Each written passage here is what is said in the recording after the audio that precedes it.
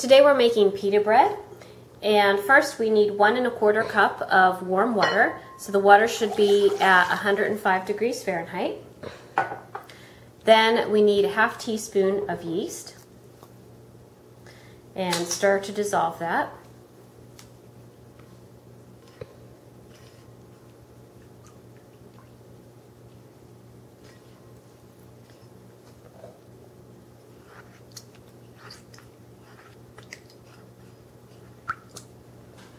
And once that's dissolved, then put in 1 cup of whole wheat flour.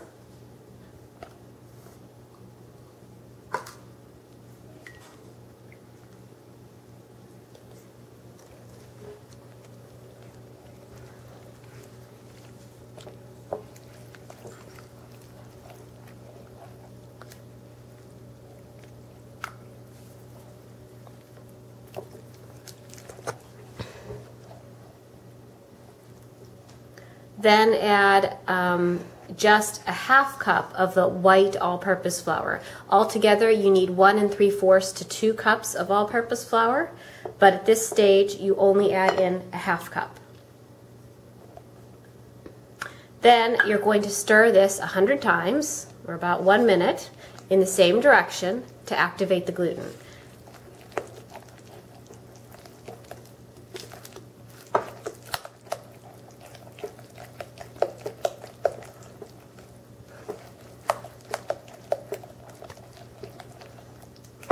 All right, there was 30. We'll take a pause here.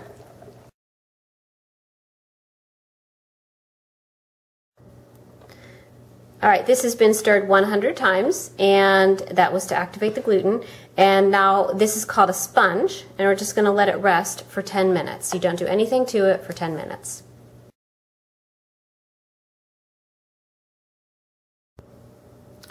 All right, now that the sponge has rested for 10 minutes, sprinkle a 1/2 tablespoon of salt over it and a 1/2 tablespoon of oil, just vegetable oil. Shouldn't really be measuring over the bowl, because if I had spilled, that would be a bad thing. That was my timer for the 10 minutes. So I'll go ahead and stir the salt and the oil in. And then I can add a 1/2 cup of flour at a time until it gets too hard to stir. So here is, I already had a 1/2 cup of the white flour, and as I said before, you use a total of 1 1/2 to 2 cups of flour. So here's 1 1/2, and I already have a cup in there. So I'll go ahead and add this 1/2 cup. While I'm stirring it in, just a reminder that the temperature of the water is important when I started, because you need to have the water warm enough that it will activate the yeast, but not too hot, because that would actually kill the yeast. So you always need to make sure you have a good, accurate temperature for your water when you begin making any type of bread.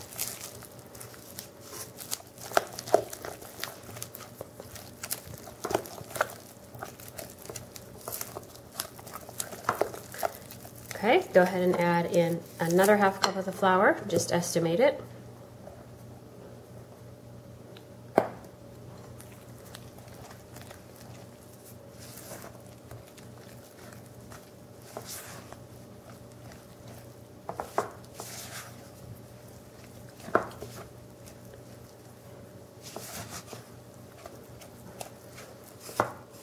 Okay, now I can still very easily stir this, but you can see that it's forming a ball in the bowl. It's coming off the sides of the bowl, or cleaning the sides of the bowl. Sticking a little bit there, so I can still probably add in some of my flour. Yeah, I think I'll still go ahead and add some more in here.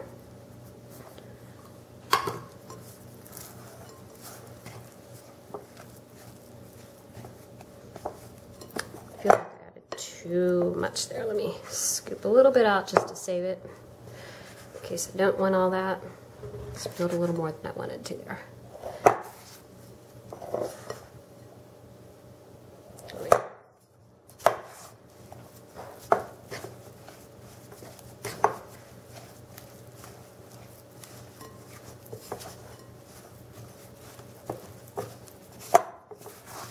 All right, it's very much cleaning the sides of the bowl now. And I still have a lot of extra flour down in the bottom. I don't really want to stir that in at this point. Right now, I'm going to go ahead and turn it out onto the counter. Lightly flour your counter first. And this was all part of my 2 cups of flour that I had.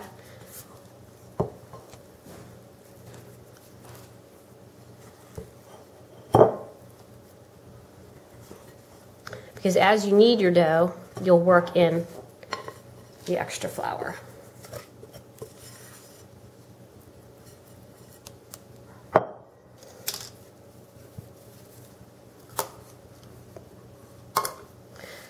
So, then you'll just knead the dough for 8 to 10 minutes, and we've done this before, so it's just fold toward you, push away. Pick it up, turn it a quarter turn, fold it towards you, push away. And you just keep kneading for 8 to 10 minutes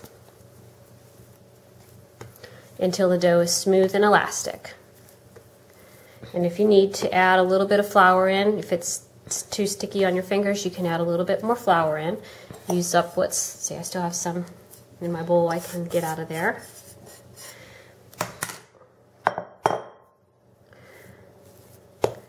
And then if you need to add, you can add, but you don't want to go much over your 2 cups, because if you add too much, then the dough will become really stiff. So I'll keep kneading it for 8 to 10 minutes.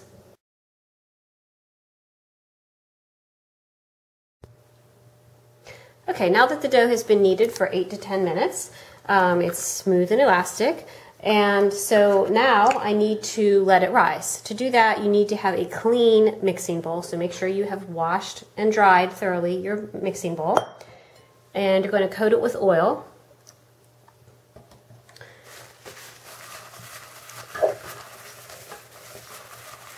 And the reason for this is so that as your dough rises, it can get like a thin crust on it. So the purpose of the oil is to keep the dough from getting a thin crust, which you don't want in your bread. So then you take your dough, put it in the bowl, and maybe twist it around, won't hurt, and then flip it over so that now you have, you can see hopefully, there's a nice shiny light coating of oil.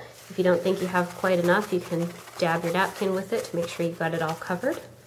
But it's just a nice light coating of oil all over. Then you need to get a piece of plastic wrap.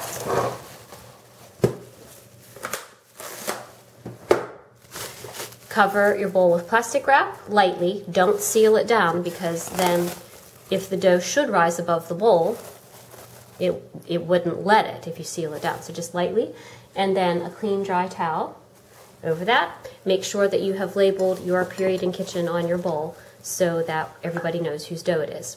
Now, if you're doing this at home, you would let it rise about an hour and a half until it's at least double in size. But we'll probably we'll have to put it overnight in the refrigerator.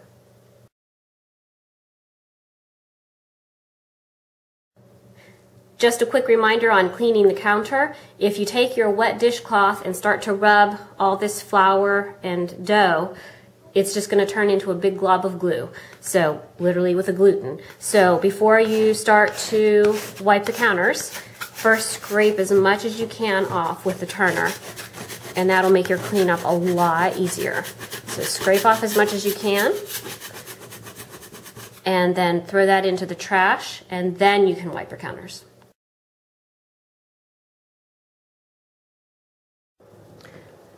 Okay, the dough has had a chance to rise, so it's double in volume.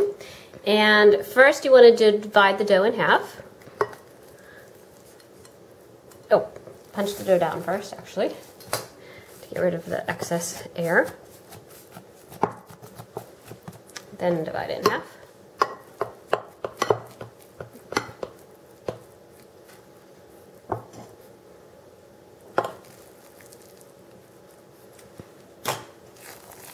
And we'll leave half in the bowl covered.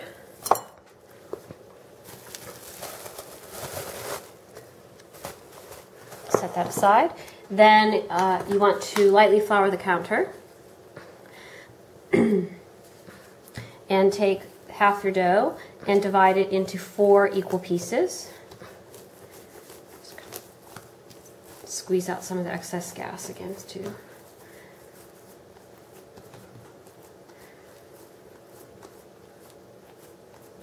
As long as it's shaped an equal thickness when you start to divide it.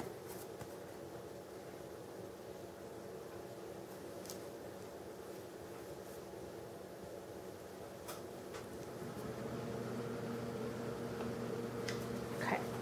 Then you'll set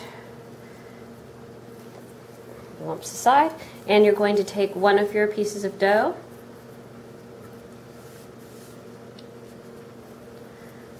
flatten it out, and roll it into an 8 to 9 inch diameter circle that is about 1/4 inch thick.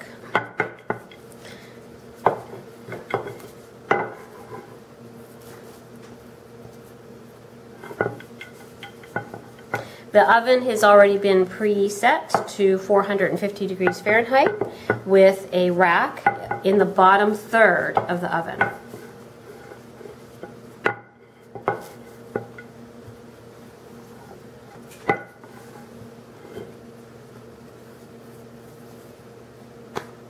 Now, an easy way to know if you have an 8, I know this isn't big enough yet, but your sheet of paper that your recipe on is obviously 8.5 inches wide, so you can hold it up and then you can tell if you've got it about 8 to 9 inch piece, 9 inches in diameter.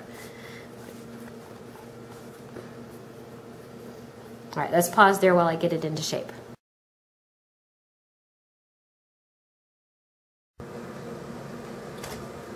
Okay, I have my oven divided with the rack on the bottom third, and my pan has been preheating with the oven at 450. And I need to put my pita bread on the cookie sheet. And you're only going to be able to fit 2 at a time. And you need to be very careful because, of course, the pan is hot. And when you pick up your dough off the counter, you're not going to be able to maintain your perfect circles, so always be aware in our class we need to hurry. Time is of the essence, so don't worry if you don't have an exactly perfect circle. Put it back in the oven on the bottom third and let it bake for 3 to 4 minutes until it starts to puff up like a balloon or turn lightly golden brown.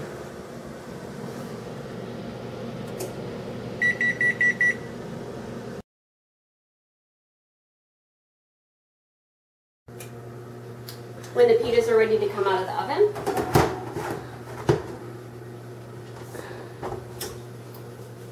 put your pan on a cooling rack and you can just slide the pitas right off. Let them cool for a few minutes and then very quickly get your next 2 pitas on so you can keep on baking them.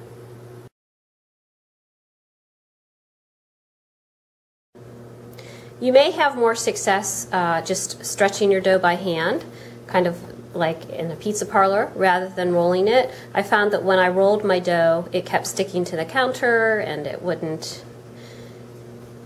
I don't know, I was just having a hard time getting it in a nice round circle, so you might have an easier time just kind of stretching the dough by hand.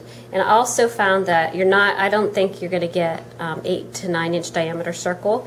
You want your dough to be about less than 1/4 inch thin all the way around, and try to have it an even thickness. But remember that because we're working at school, speed is of the very most importance, so don't be too fussy about getting them in perfect circles. You need to just get them in the oven so they can bake. We'll roll this one just a little bit on the edges.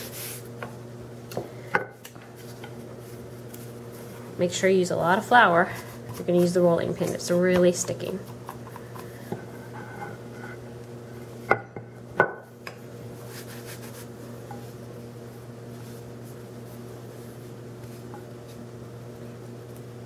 Alright, don't want the video to be forever, so let's go ahead and pause.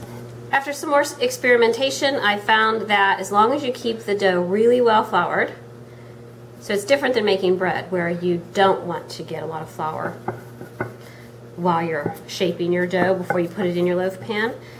With this, you really do just want to make sure that it's really well floured, and then you can roll it out very easily. But again, just keep putting, don't be afraid to keep putting flour on.